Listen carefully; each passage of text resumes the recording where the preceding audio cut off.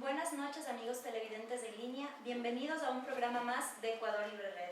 En esta fecha tan especial en la que conmemoramos un hecho trascendental para la lucha social en el Ecuador, tenemos el agrado además de celebrar los 30 años de existencia de la Unión General de Trabajadores del Ecuador, UGTE.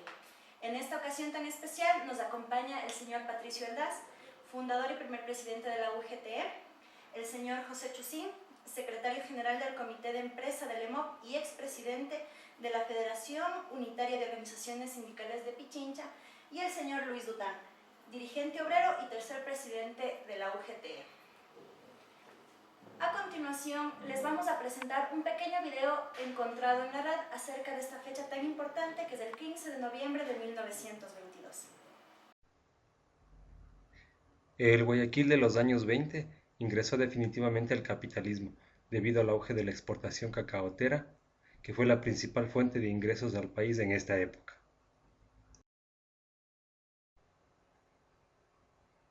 Se marcó una enorme distancia social y económica entre la clase burguesa y la obrera.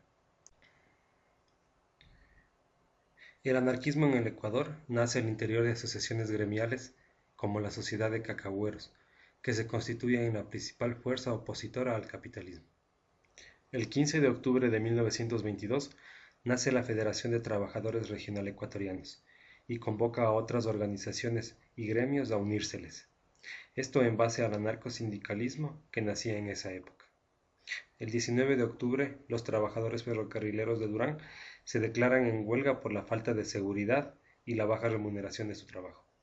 La Federación de Trabajadores Regional Ecuatorianos se solidariza con los ferrocarrileros y envían una delegación que los asesora legalmente con Carlos Puig y José Vicente Trujillo, logrando un arreglo entre las partes, pero sin quedar totalmente conformes. Luego, el 7 de noviembre de 1922, se genera una huelga de grandes proporciones en Guayaquil, protagonizada por los trabajadores de transporte urbano y la empresa eléctrica. Envían un pliego de peticiones con reformas laborales, entre ellas el cumplimiento de 8 horas de trabajo diarias, mejoras salariales y aviso con anticipación de 30 días en caso de despido. El 13 de noviembre, ante la negativa de sus peticiones, se convoca a un paro general.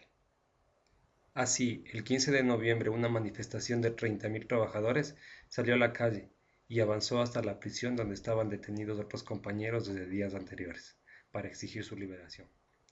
Tropas militares habían recibido la consigna por parte del presidente Tamayo de mantener el orden a cualquier costo. La huelga se convirtió en una carnicería que no respetó a mujeres o niños, quienes fueron muertos salvajemente por las tropas de gobierno que dispararon sobre la multitud. Al final del día habían muerto cerca de 900 personas. Sus restos fueron lanzados a una fosa común y otros arrojados al río Guayas. Este macabro acontecimiento se ve plasmado por Joaquín Gallegos Lara en su obra literaria Las cruces en el agua. Cada año, en esta fecha se recuerdan a las personas caídas por protestar a sus derechos.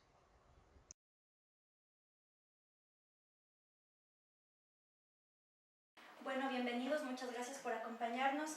Patricio, buenas noches, gracias por estar aquí. ¿Qué nos puede decir acerca del 15 de noviembre? Bueno, la gesta histórica del 15 de noviembre de 1922 primero marcó un momento histórico para el movimiento obrero y para el movimiento sindical ecuatoriano, en el que la respuesta de la clase obrera ecuatoriana a un escenario de crisis profunda y de consecuencias muy agudas y graves para los trabajadores se expresó en una respuesta combativa que fue creciendo, que tuvo antecedentes en una serie de acciones particulares de los trabajadores del ferrocarril, de los trabajadores eléctricos, de otras empresas privadas en Guayaquil, y que, digamos, determinó el hecho de que vayan gestándose las condiciones para una respuesta general del movimiento obrero que fue inevitable en la medida en que no eran satisfechas las necesidades y las demandas de los trabajadores en ese contexto histórico concreto.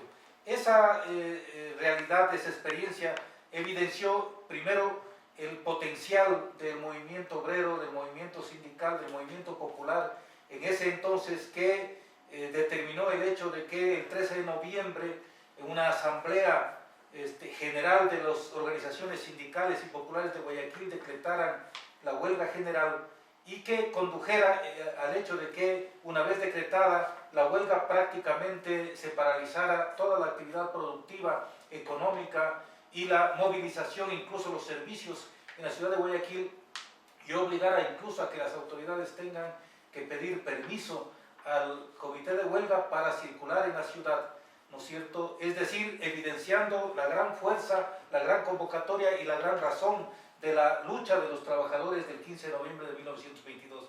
Pero al mismo tiempo, esto determinó que las fuerzas del poder político en el Ecuador, el gobierno del Ecuador, que respondía precisamente a los círculos oligárquicos y a los círculos burgueses, aunque el gobierno de José Luis Tamayo era del partido de Eloy Alfaro, era evidente que a esta altura ya no representaba la revolución liberal ni los ideales de la revolución liberal de Alfaro, sino que representaba los círculos burgueses más reaccionarios dentro del propio Partido Liberal, y esto llevó a que, en confabulación con las fuerzas más reaccionarias, más retardatarias, el gobierno de José Luis Tamayo orientara, decidiera y ordenara una represión violenta bajo, digamos, la consigna de que debía restablecerse el orden, ¿no es cierto?, cueste lo que cueste. Esta fue la orden a los jefes militares, y los jefes militares obedientes cumplieron esta orden a través de una gran masacre, con la masacre del 15 de noviembre de 1922,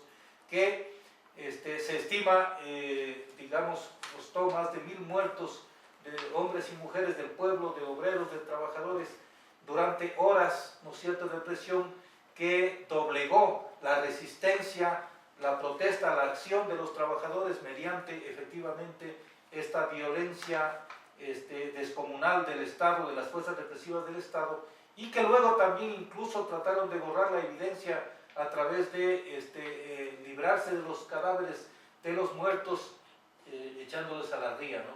Entonces, este episodio tiene dos fases. Uno, el potencial que significa la clase obrera, su unidad, su organización, su lucha, la justeza de su lucha, y tiene por otro lado la naturaleza represiva del Estado, la naturaleza violenta, ¿no es cierto?, con la que actúan las clases dominantes cuando ven amenazadas sus intereses.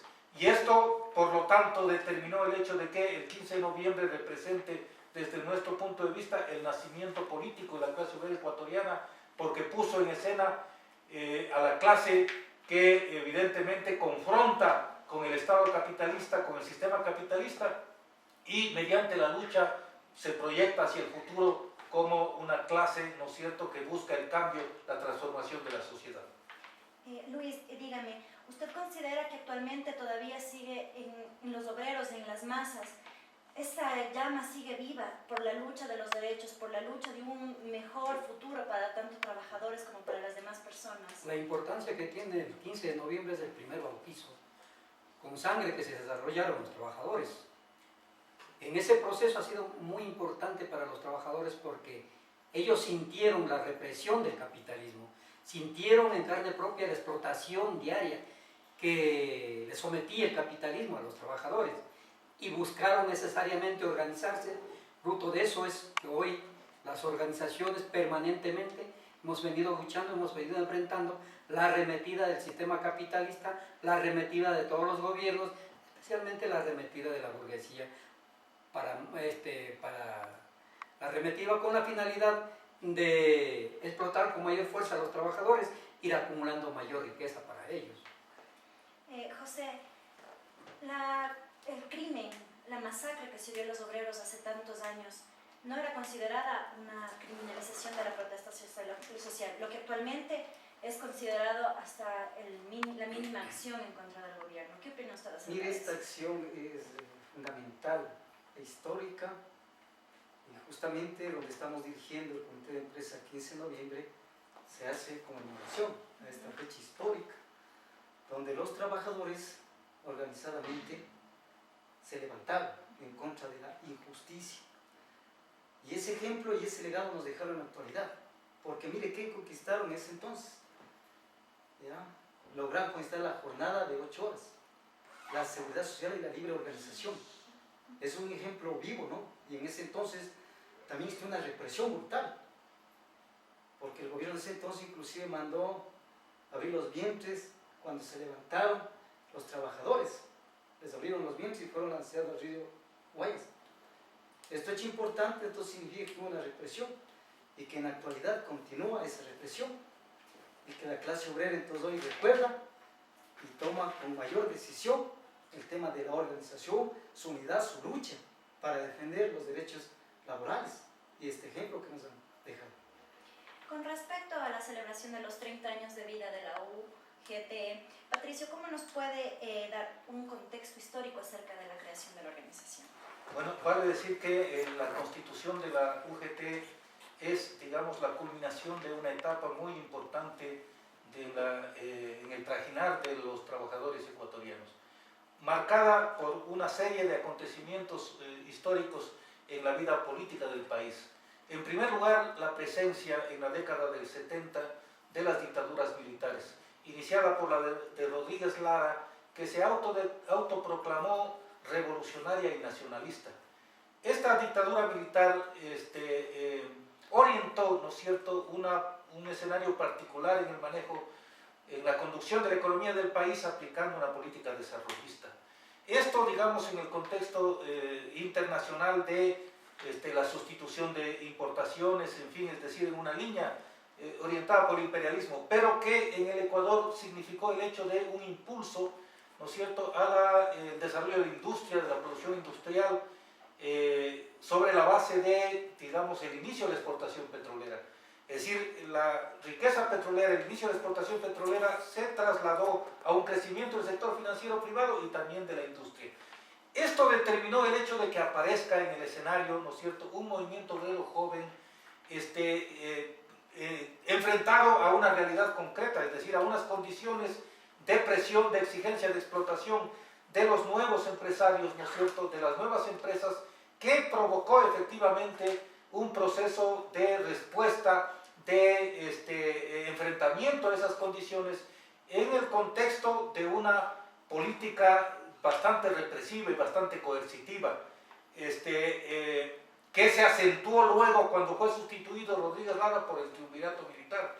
Es decir, el triunvirato militar acentuó esa política represiva sin cambiar la orientación desarrollista en general, sino afirmando, digamos, esa condición represiva para contener el descontento de los trabajadores, el descontento de los pueblos, y esto se expresó en episodios muy trascendentes, como por ejemplo la masacre de los trabajadores del ingenio azucarero Astra en octubre de 1977, ¿no es cierto?, que ya expresaba, digamos, efectivamente un crecimiento de la agitación social, del descontento y de la lucha de los trabajadores a nivel general, no solo de los trabajadores, también de los estudiantes, también de los campesinos, también de los indígenas.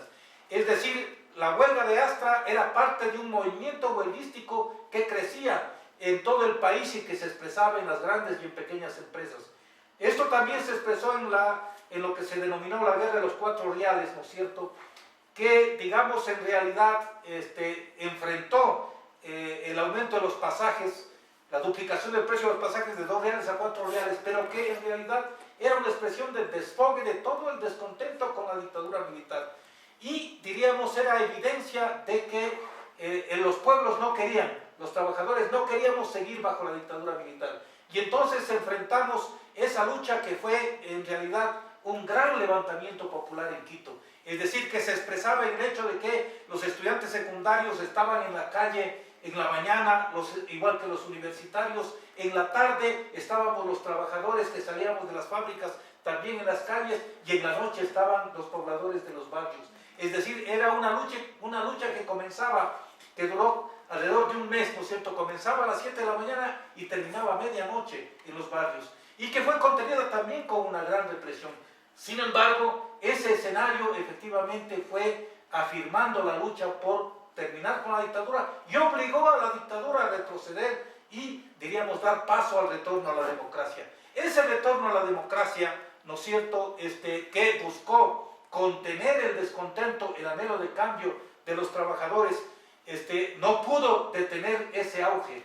en esos años, ¿no es cierto?, cuando en 1979 se retornó a la democracia y fue elegido Jaime Roldós, la lucha más bien se extendió mucho más en las exigencias, los planteamientos, y se desarrolló un movimiento huelguístico sindical muy importante que determinaba el hecho de que en nuestro país existían alrededor de 100 huelgas cada mes de diferentes empresas, de diferentes sectores, es decir, un promedio de ese nivel de lucha, ¿no es cierto?, reflejaba efectivamente una disposición a que se atienda a las necesidades, las exigencias de los trabajadores. Ese fue el escenario en el cual un sector de la clase obrera, ¿no es cierto?, no estábamos de acuerdo con una línea que buscaba condicionar al movimiento sindical a los objetivos de ciertos círculos de la propia burguesía. Por ejemplo, hubieron sectores del movimiento sindical y de la dirigencia sindical que apoyaron a Rodríguez Lara bajo el hecho de que supuestamente impulsaba una política nacionalista, ¿no es cierto? Y eso, diríamos, no estaba en correspondencia con los reales anhelos y aspiraciones de los trabajadores. En esa misma línea hubieron sectores que ubicaron de que el retorno a la democracia ya satisfacía todas las necesidades de los trabajadores, y eso efectivamente era otra incoherencia, porque si bien era una conquista de la lucha de los trabajadores, evidentemente el retorno a la democracia estaba restringido a los mismos parámetros burgueses del Estado burgués y de los círculos de la burguesía. Por eso era necesario sostener y ampliar y profundizar la lucha, no solamente bajo los límites de las demandas justas y de las reivindicaciones justas de los trabajadores, sino avanzar a una propuesta más grande, más trascendente en este contexto de gran crecimiento de la lucha y del movimiento social, con la propuesta de vincular a las justas exigencias la propuesta de el cambio, la propuesta de la transformación social, la propuesta del socialismo. Por eso la UGT surgió con la propuesta de un sindicalismo clasista y revolucionario, bajo una propuesta de que el movimiento obrero no podía condicionarse únicamente a los planteamientos estrictamente reivindicativos y, diríamos, limitarse a la solución de esos problemas, que no bastaba para la solución de los problemas del Ecuador. Y en ese contexto entonces surgió la Unión General de Trabajadores del Ecuador, que fue parte de este proceso. Es decir, quienes constituimos la UGT estuvimos en todo este escenario de lucha, ¿no es cierto? Por ejemplo, estuvimos presentes en la toma de las 15 haciendas que se desarrolló por parte de los campesinos e indígenas en Chimborazo en 1975. Estuvimos, digamos, también solidarios en la huelga de Asta, estuvimos en la guerra de los 4 reales. Personalmente, digamos, fui partícipe de esa lucha y, digamos, fui víctima de la represión en esa lucha.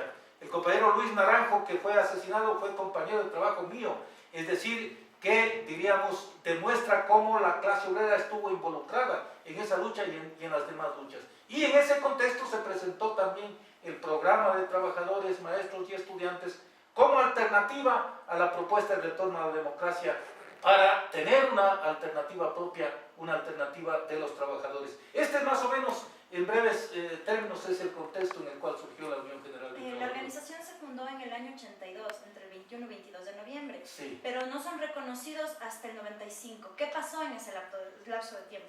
Bueno, se realizó el Congreso en noviembre de 1922, también coincidiendo con el 60 aniversario de la gesta histórica del 15 de noviembre de 1922. Y diríamos en homenaje a esos trabajadores. Efectivamente, nosotros tuvimos que luchar varios años, ¿no es cierto?, hasta 1995, que fue reconocida legalmente, porque enfrentamos toda una cerco desde los gobiernos, desde la patronal y desde ciertos sectores de la dirigencia sindical que buscaban impedir y bloquear, ¿no es cierto?, el hecho de que se mantenga y se reconozca la Unión General de Trabajadores del Ecuador. No como, diríamos, no con argumentos legales, sino con toda una acción política para evitar de que el sindicalismo revolucionario adquiera legalidad, legitimidad. Sin embargo, de toda esta acción de oposición a la legalización de la UGT se fortaleció creció porque tenía y tiene una política justa en correspondencia con los anhelos, con las aspiraciones de los trabajadores y los pueblos del Ecuador. Luis, usted como un elemento activo de la organización, ¿cómo ha visto la trayectoria de estos 30 años? Bueno, el imperialismo y el capitalismo frente al desarrollo de las luchas importantes que ha tenido nuestra central sindical. El movimiento sindical, comienzos de los años 70, 80. También el imperialismo y el capitalismo buscan las formas de arremeter contra el movimiento sindical. Y claro, en eso también preparan dirigentes, preparan centrales sindicales que estén condicionadas al capitalismo, que estén condicionadas al patrono.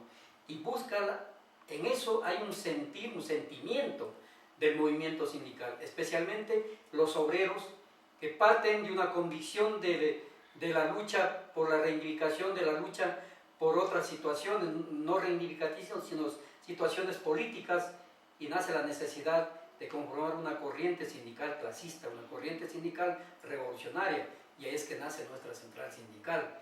Y que el nacimiento de nuestra central sindical corresponde a una necesidad histórica del movimiento sindical.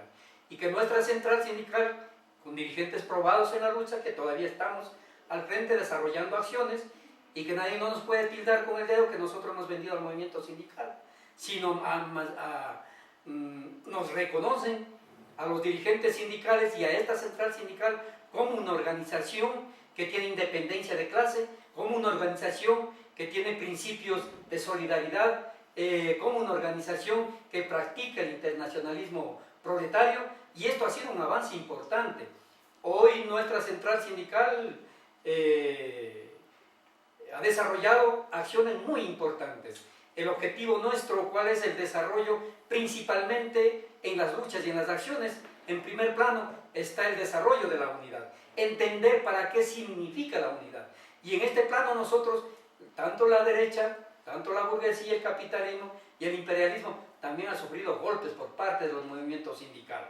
Hoy en la actualidad este gobierno prácticamente ha arremetido con fuerza al movimiento sindical, especialmente a nuestra central sindical, pero no nos ha doblegado. Seguimos vivos, seguimos en la lucha, seguimos trajinando en la pelea, porque el principio nuestro no solamente es por la lucha de un contrato colectivo, que es importante, ¿no? Nuestro principio y nuestro pensamiento es ir dando batallas para ir logrando luchas importantes y ir arremetiendo al capitalismo con la finalidad de encontrar una propuesta adecuada para los trabajadores, una propuesta política. Por eso el día de hoy nuestra central sindical está inmersa en este proceso. Estamos participando en la coordinadora plurinacional, que es un avance importante. Ahí queremos generar nosotros nuestra trinchera de lucha, nuestra trinchera de combate para recuperar los derechos que fueron arrebatados por este gobierno y los gobiernos anteriores. Yo creo que este gobierno pasará a la historia como un gobierno más reaccionario que ha tenido nuestro país en la cuestión de enfrentar al movimiento sindical. Nuestra central sindical en los 30 años ha tenido luchas importantes. En mi periodo recuerdo que cuando el gobierno de Yamil Mawad decretó el congelamiento de los fondos de reserva, que no se les entregue a los trabajadores, esta central sindical levantamos acciones en todo el país, y una lucha importante y un triunfo permitió que la pelea de la central sindical le obligue al gobierno de que devuelvan los fondos de reserva. Y hay otras luchas importantes también. Mire, últimamente la arremetida de este gobierno de declarar leyes antiobreras, como es el decreto 813, el 1701, el 225, hemos ido logrando espacios, pero yo creo que con la unidad del movimiento sindical hay un proceso muy importante ahora que estamos viviendo, incluso nuestra central, con las demás centrales sindicales, que vamos uniendo, haciendo esfuerzos y vamos conjugando y vamos llevando acciones conjuntas, y esto nos permite enfrentar en mejores condiciones al movimiento sindical en la actualidad. ¿Cuáles son las perspectivas que tiene la organización en presente y en futuro? Bueno, la perspectiva por ahora, lo que nosotros tenemos y vamos a trabajar y estamos desarrollando acciones, es conquistar este proceso democrático con la coordinadora plurinacional, con Alberto Acosta, la presidencia de la República, y algunos compañeros obreros que vienen participando como asambleístas provinciales y asambleístas nacionales. Esta es la primera aspiración. La otra aspiración es recuperar todos los derechos que fueron arrebatados por la derecha, por los patronos, por estos gobiernos. Y el otro elemento para forjar un movimiento clasista, un movimiento revolucionario, es necesitamos construir una organización, la Central Única de Trabajadores, pero que esta Central Única de Trabajadores esté guiada bajo los principios del sindicalismo de clase, que esté guiada bajo los principios del sindicalismo revolucionario, que no sean elegidos a dedo los dirigentes, sino sean dirigentes probados en la lucha, probados en el combate, que sean dirigentes honestos, consecuentes, que estén comprometidos para construir un sindicalismo revolucionario y dar pasos para adelante y avanzar en mejores condiciones para conquistar el poder que se proponen los trabajadores, el poder político del Estado. José, usted como un dirigente social activo, ¿cómo observa que benefician o alteran de alguna forma la política de trabajo a los sindicatos y a las organizaciones de trabajadores?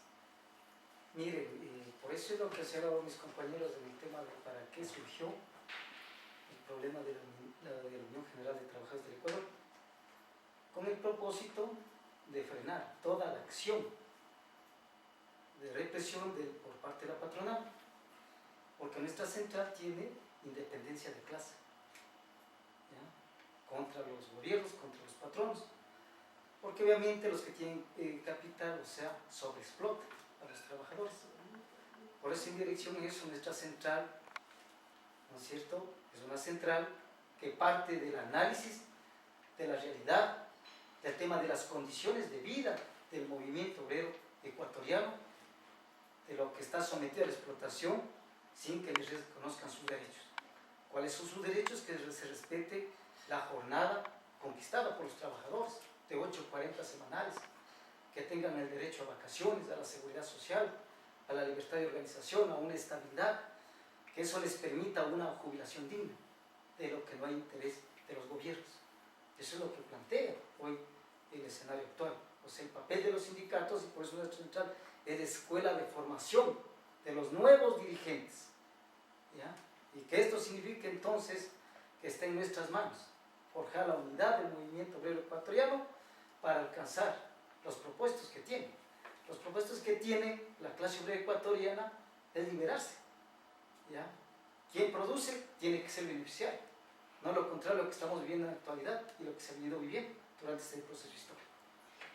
Con respecto a la jornada de trabajo, ha habido algunas propuestas de algunos sectores de trabajo que piden que se les aumente las horas laborales. ¿Cuál es la posición de la central frente a esto? Mire, eso ha sido un anhelo de los empresarios de este país, con el gobierno de la Revolución Ciudadana, con el economista Rafael Correa, ¿ya? Hoy dicen que hay que arrimar el hombro para que se desarrolle el Ecuador. Pero mire, ahora inclusive inician por los compañeros pesqueros, florícolas. ¿Qué es lo que señalan? Que ahora se trabaje de lunes a jueves, ¿ya? 7 horas, viernes y sábado 6 horas. Pero no están aplicando el problema de lo que dice el Código del Trabajo desde 1938. ¿Ya? No se ha señalado eso porque ahí está plasmado 8:40 semanales, más horas nocturnas, extraordinarias, suplementarias. Eso está por conquista de los trabajadores, ¿ya? Entonces eso es un interés para desconocer estos derechos alcanzados, que son irrenunciables. Y además también, o sea, el problema de la irrenunciabilidad de derechos plasmados en la nueva Constitución de la República, aprobada vía referéndum por los trabajadores y los ecuatorianos. Ahora le estorba a Correa cuando decían que está una Constitución para 300 años. Entonces, mire, como está aliado hoy con los banqueros, con los empresarios, con los Estados Unidos, ¿ya? Y hoy la nueva potencia que está negociando y gestionando los recursos naturales, así como lo hace con los trabajadores, es también con ahora los chinos, la potencia china. Entonces, mire lo que intenta hacer este gobierno. Pero para eso estamos acá, los trabajadores, para direccionar, insisto, alcanzar los propósitos que tenemos la clase obrera, de tener un bienestar, o lo que señala el buen vivir. ¿Qué sería el buen vivir? Un trabajo digno, con un salario digno. Pero no lo está haciendo el gobierno nacional, con todas las estructuras, desde Carondelet, hoy con sus ministerios. Entonces en el Ecuador ha habido, en el momento actual, una política de regresión en derechos, cuando la Constitución dice que los derechos son progresivos, y eso es lo que no está aplicando este gobierno. Patricio, ¿cuál es su punto de vista de la posición actual de las organizaciones sociales frente al gobierno? Lo que ha ocurrido con el gobierno de Rafael Correa es que luego de haber traicionado su propuesta inicial, que fue respaldada por las organizaciones sociales y por el movimiento sindical, incluso que llevó a que la Constitución de Montecristi sea aprobada con el respaldo del conjunto del movimiento social ecuatoriano, ¿no es cierto? Este viraje, esta traición ha sido acompañada por un viraje hacia la derecha que se consolida cada vez más. Lo último que se evidencia con esto es el binomio presidencial aprobado una semana atrás, ¿no es cierto?, que ratifica evidentemente que su orientación cada vez está más orientada hacia la derecha. Se ha expresado evidentemente en una política hacia el movimiento social y hacia el movimiento sindical en particular, que ha buscado contener la expresión, los derechos de organización y de expresión de los trabajadores bajo distintas modalidades. El gobierno ha reiterado una y otra vez que hasta cuando él esté de gobierno, de presidente, ninguna conquista podrá alcanzarse con la fuerza. Esto lo ha señalado en una y otra vez, ¿no es cierto?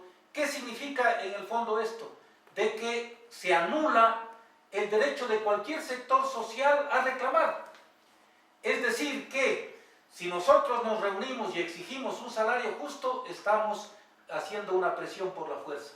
Y que por esa vía el gobierno nunca cederá nada, ¿no es cierto?, a ningún sector social. Esto expresa una concepción. Lo que debemos esperar los trabajadores es lo que voluntariamente decide el gobierno, qué es bueno y qué es malo. Y nunca aspirar a que por la vía de la organización podamos conquistar nuestros derechos. Y bajo ese principio se han venido anulando, por ejemplo, el derecho a la contratación colectiva. Se ha venido retrocediendo en conquistas que han tenido los trabajadores. Por ejemplo, los trabajadores del sector público han tenido los contratos colectivos 6, 7, 8 años de estabilidad como una garantía, ¿no es cierto?, que asegure su permanencia en los puestos de trabajo. Sin embargo, en la actualidad, el gobierno, el Ministerio del Trabajo, está obligando a todos los trabajadores, a todas las organizaciones que discuten el contrato colectivo, que se reduzca a 2 años de estabilidad. Y de lo contrario, no se aprueban los contratos colectivos.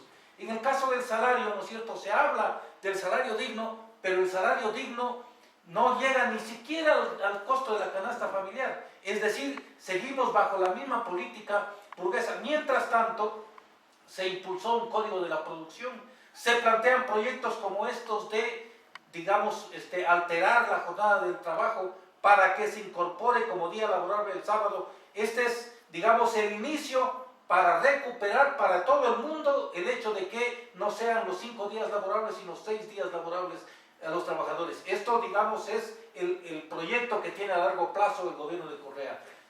Desde este punto de vista, entonces, la política que ha impulsado el gobierno es una política restrictiva de los derechos laborales, pero que la encubre con un discurso supuestamente de respeto. La realidad en concreto es que aquí han existido, bajo el gobierno de Correa, cerca de 20.000 trabajadores despedidos del sector público y del sector privado, es decir, a la fuerza, ¿no es cierto? Ha habido atropellos atroces como el que ocurrió con los trabajadores de Gatpexa en el caso de Petroecuador, que fueron acusados injustamente, despedidos, y hoy tienen que reconocer de que eso fue una ilegalidad, de que eso fue un atropello. Y así ha ocurrido con muchos otros casos, porque se impone esta política arbitraria, esta política de fuerza, y que anula los derechos de los trabajadores. Para esto hay un elemento particular que cuenta con la complicidad, ¿no es cierto?, de un sector que se condiciona a ser cómplice con esta política del gobierno y digamos, se entrega hacia ubicarse, ¿no es cierto?, al lado del gobierno atomizando la organización. Este gobierno ha aprobado 3 centrales sindicales en un periodo de muy corto. ¿Para qué? Para dividir al movimiento obrero, para dividir al movimiento sindical. Esto le permite de alguna manera controlar cierto sector, pero no es que ese sector está ganado para la Revolución Ciudadana o para apoyar al gobierno de Correa. Está controlado mediante la imposición, mediante la coerción, mediante la fuerza, y violando su derecho a expresarse, su derecho a decidir y a luchar por sus propias convicciones, por sus propias necesidades. Esto no evidencia sino la política autoritaria, la condición y la concepción autoritaria, arbitraria, represiva del gobierno, que tiene un impacto en un momento, pero que no durará para siempre, ¿no es cierto? Esa es la realidad que vivimos, y por eso es que la causa actual de derrotar al gobierno de Correa, ¿no es cierto?, en el próximo proceso electoral, es también parte trascendente de la lucha social y de la lucha sindical en la actualidad. Amigos televidentes, a continuación les vamos a presentar un pequeño video acerca del trabajo de la UGTE y las organizaciones de trabajadores dentro del Ecuador. Los días 20 y 21 de noviembre de 1982, en el local del ex Senado del edificio del Congreso Nacional, se reunió el Congreso Constitutivo de la Unión General de Trabajadores del Ecuador. Este contó con la participación de delegados de organizaciones sindicales y campesinas de las principales provincias del país, además de la presencia solidaria de delegaciones del sindicalismo de Latinoamérica y Europa. En los años precedentes, particularmente en la segunda mitad de la década del 70, registra un importante crecimiento de la agitación social y particularmente laboral. En 1977 se produce la masacre de Astra, en la que fueron cobardemente acribillados cientos de compañeros afreros de la Troncal. En 1978 se produce el levantamiento popular en Quito, conocido como la Guerra de los 4 Reales, cuyo detonante fue la duplicación del precio del transporte urbano. En esta jornada es asesinado el compañero sindicalista Luis Naranjo, obrero de la metalmecánica San Bartolo. Las amplias luchas conducen a colocar en el debate público el retorno a la democracia, frente a lo cual algunas organizaciones sociales presentaron la propuesta de plan de gobierno de los obreros, campesinos, maestros y estudiantes. Fueron estas las condiciones que propiciaron la ruptura entre el sindicalismo de clase y las direcciones oportunistas, con sus prácticas conciliadoras y entreguistas, propiciando inevitablemente el surgimiento de la Central Sindical Revolucionaria. Así nació la Unión General de Trabajadores del Ecuador, que representaba no solo una nueva alternativa sindical en el país, sino también una alternativa diferente, ya que sintetizaba la expresión del sindicalismo clasista y revolucionario. Desde su fundación, la UGTE ha mantenido con toda firmeza la plena independencia de clase frente a la burguesía y el imperialismo. Ha sido consecuente en la lucha por los derechos, reivindicaciones e intereses de los trabajadores, manteniendo fidelidad al principio de la lucha de clase. Ha desplegado una labor consecuente con el conjunto de la clase obrera, siendo fieles al principio de la unidad de los trabajadores y los pueblos del Ecuador. Esta práctica, consecuente con los principios y los intereses de los trabajadores, ha significado que su organización se fortalezca y crezca en los diferentes sectores a lo largo y ancho del país, ganándose el respeto de las organizaciones sindicales y conquistado un merecido espacio en el espectro del movimiento obrero y popular a nivel nacional e internacional. Los desafíos actuales y futuros del movimiento sindical ecuatoriano comprometen a la acción de la UGTE en la lucha por los derechos laborales, por las reivindicaciones y por la conquista del poder político, para alcanzar la nueva sociedad, la sociedad de los trabajadores, el socialismo. Nos encontramos aquí con el compañero Patricio Aldaz y Luis Dután. Lamentablemente José Chusín tuvo que abandonarnos precisamente por asuntos acerca de la organización de obreros. Continuando con nuestra conversación acerca de este tema tan interesante, Luis, la protesta social ha sido criminalizada totalmente y consideramos que la movilización es la esencia de la lucha social, especialmente por la lucha de los derechos de los obreros. ¿Qué opina usted acerca de esta criminalización? Bueno, este gobierno que se hace llamar de la Revolución Ciudadana ha querido intimidar a los trabajadores y al pueblo en general sobre la criminalización de la lucha social. En eso pues está nuestro compañero expresidente de la FEO, Marcelo Rivera, carcelado. Los 10 compañeros, por haber estado discutiendo el buen vivir en Urucoto, todavía están en la cárcel. Incluso obreros también que por el hecho de no estar de acuerdo con este gobierno han sido despedidos de sus puestos de trabajo, dirigentes de nuestra central sindical. Yo creo que el gobierno no ha logrado someter al movimiento sindical, no ha logrado someter a los movimientos sociales. La respuesta contundente que recibió este gobierno fue el 8 de marzo, donde que realmente el recorrido que nosotros hicimos y el papel que jugó la Unión General de Trabajadores y el Frente Popular fue una cuestión muy importante, y se demostró que el pueblo y los trabajadores estamos dispuestos a darle pelea a quien arremete contra los derechos de los trabajadores, a quien arremete, a quien profundiza la flexibilización laboral, a quien profundiza el hambre, a quien desarrolla los despidos de los trabajadores.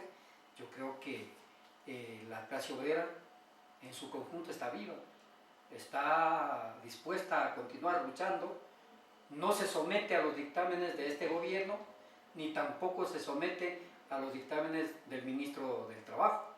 Hay luchas importantes, luchas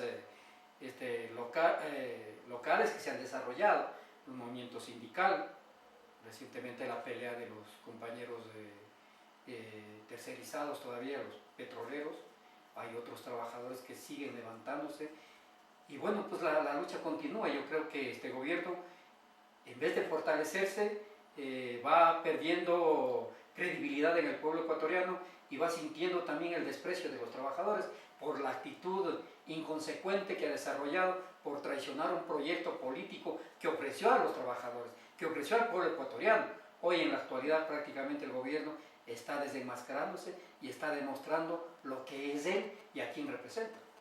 Existe una clara posibilidad de que este gobierno continúe. ¿Cuál va a ser la posición de los trabajadores en un futuro? Bueno, mire, de acuerdo a las encuestas de este gobierno, frente a toda la política que ha desarrollado, va descendiendo la popularidad. Yo creo que el despertar de los movimientos sociales, el hecho mismo de la conformación de la coordinadora plurinacional y los partidos de izquierda ha permitido que confluyan muchas organizaciones. Y hay un nuevo despertar, y hay un nuevo sentimiento que se va desarrollando en el pueblo ecuatoriano, y por donde que caminan los candidatos, por donde vamos a discutir incluso con los obreros, hay un sentimiento de apoyo a este candidato, porque nosotros vemos que Alberto Acosta representa a la gran mayoría de ecuatorianos, representa también el anhelo de cambio. Por eso es que nosotros estamos inmersos en este proceso. El reto para nosotros, para los trabajadores y para el pueblo ecuatoriano, es derrotarle al correísmo, derrotarle a la corrupción, derrotarle a la persecución que somos víctimas los trabajadores, derrotarle al hambre y la miseria, derrotarle a la traición, derrotarle a que nuestros recursos naturales sean prácticamente festinados por las transnacionales. Esa es la tarea actual que nos queda al movimiento sindical, que nos queda a los dirigentes de nuestra central sindical, y para ello estamos trabajando, para ello estamos discutiendo conjuntamente con otras organizaciones y inmersos en este proceso de cambio que se plantea la coordinadora plurinacional, a la cabeza Alberto Acosta, y yo creo que hay un gran sentimiento, y vamos a trabajar para derrotar la posición de la nueva derecha que está enquistada en este gobierno. Patricio, con respecto a la criminalización, ¿cuáles han sido las acciones que han tomado las organizaciones, tanto obreras como sociales en general, frente a los casos injustos de algunos compañeros, como el caso de los 10 jóvenes del Urucoto? Bueno, la primera respuesta que hemos dado desde la UGT y coincidiendo con otras organizaciones es no doblegarnos, porque el propósito de la criminalización, como ha dicho Luis, es intimidar y doblegar al movimiento social, ¿no es cierto? Pongamos como ejemplo, en el caso de la UGT, un primer grupo despedido arbitrariamente, porque hicieron un meeting ante la visita de Correa en la empresa eléctrica Guayaquil, fue un grupo de trabajadores, de 20 trabajadores, en las que les pidió al compañero ex vicepresidente de la UGT, ¿no es cierto? Luego también el Ministerio del Trabajo ordenó, ¿no es cierto?, que el presidente de la UGT no tenga entrada en el Ministerio del Trabajo. Es decir, durante más de 2 años, el presidente de la UGT no puede entrar en las dependencias del Ministerio del Trabajo por disposición del Ministro del Trabajo, ¿no es cierto? Ese Ministerio del Trabajo prácticamente dejado de ser el Ministerio del Trabajo, incluso lo cambiaron el nombre, por eso es de Relaciones Laborales. Pero si nosotros nos doblegamos frente a estas arbitrariedades y a esta política autoritaria, estaríamos resignándonos a lo que quiere el gobierno, y eso no ha conseguido. Es decir, nosotros sostenemos una política de independencia y de respuesta y de combinación de todas las formas de lucha. La condición clasista y revolucionaria de nuestra central sindical establece precisamente esa característica, que no actuamos en una sola dirección, utilizamos todos los recursos legítimos que tiene la clase obrera para proteger y para defender sus derechos y para avanzar hacia su cometido histórico, que es alcanzar su emancipación. Por esto es que la criminalización, ¿no es cierto?, que busca intimidar, doblegar al movimiento social en general, tiene un efecto, no lo podemos negar. No podemos negar que, diríamos, limita el nivel de movilización, de expresión, pero canaliza otras respuestas. El tema es que hoy, ¿no es cierto?, el movimiento sindical y el movimiento popular debate, en cambio, cómo derrotar esta política. Y ese debate conduce a que la forma de derrotar esta política es venciéndole a Correa en las urnas.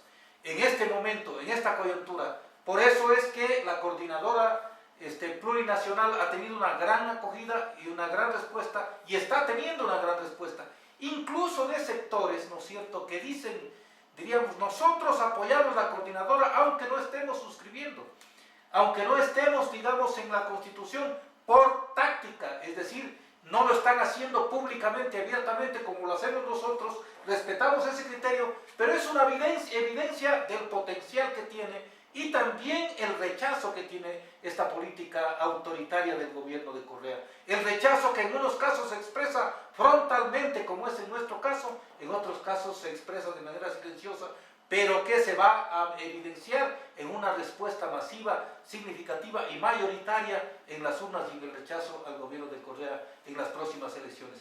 De manera que la criminalización de la lucha social va a ser un recurso que, diríamos, va a sostener este gobierno para imponer su autoridad, para imponer su política. Esto lo han hecho todos los gobiernos que tienen una política contraria a los intereses de los trabajadores y a los intereses del pueblo, por lo tanto tienen que imponerla por la fuerza.